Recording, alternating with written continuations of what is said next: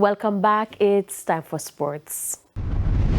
Mount Pleasant FA have one foot in the final of the CONCACAF Caribbean Cup after drubbing hosts Defence Force 5-1 at the Hazley Crawford Stadium in Trinidad and Tobago on Wednesday in the first leg semi-final. Mount Pleasant were led by a brace from Raheem Edwards, but it was reggae boy Warner Brown who opened the scoring for the St. Anne-based team in the 5th minute before Edwards made it 2-0 10 minutes later. Edwards returned for his second and the club's third in minute 57. Shaquille Bradford and Kimoni Bailey added their names to the score sheet in the 85th and added time, respectively. A really great feeling, to be in first leg in the semi-final, we still have a next leg. We just have to come back for the next leg better.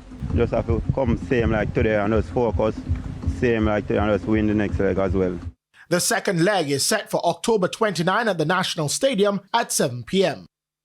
The West Indies lost the series against Bangladesh in emphatic fashion after going down in the third and final one-day international against the hosts by 179 runs in Mirpur on Thursday. Batting first, Bangladesh started strong in their innings as Sumya Sarkar, who top scored with 91, and Saif Hassan with 80, shared in a 176-run first wicket partnership. Najmul Santa supported with 44 as Bangladesh posted 296 for 8.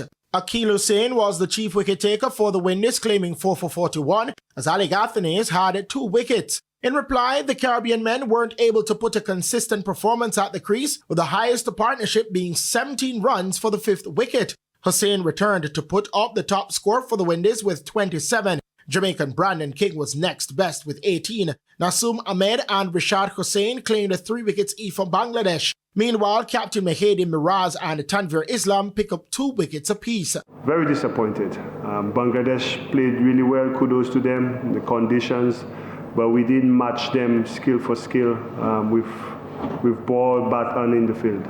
So they are deserving winners. And finally, Jamaican and former T20 West Indies captain Rovman Powell believes that the shortest format of the gentleman's game is the West Indies' strongest. Speaking at the National Awards Ceremony on Heroes Day, Powell says the statistics is a testament of how consistent they are. Yeah, I think so. If we should go back when I was captain, we were number 3 in the world. Having said that, I still believe that there are capable guys in the T20 setup. They are trying to mix the experience with youth and see the best combination. But it's for us to keep on playing good cricket, and hopefully we'll change over what all the wrongs that have been done in the last few months. And the focus is now to get the squad back to the summit of T20 cricket, according to Powell. It's been disappointing to see we have still struggled to win series on top of series on a consistent basis. That for me is a struggle. But having said that, the players are motivated. Players are trying their best to do what they can, to ensure that West Indies cricket do go back to its former glory. After their 3-match T20 series against Bangladesh, the West Indies will face New Zealand in a 5-match T20 series next month. I'm Christopher Scott, and that is your Midday Sports Report. Thank you, Christopher, and that's Midday News. I'm Shamela Pullen. Join us at 7 for Primetime News. On behalf of the news, sports, and production teams, good afternoon.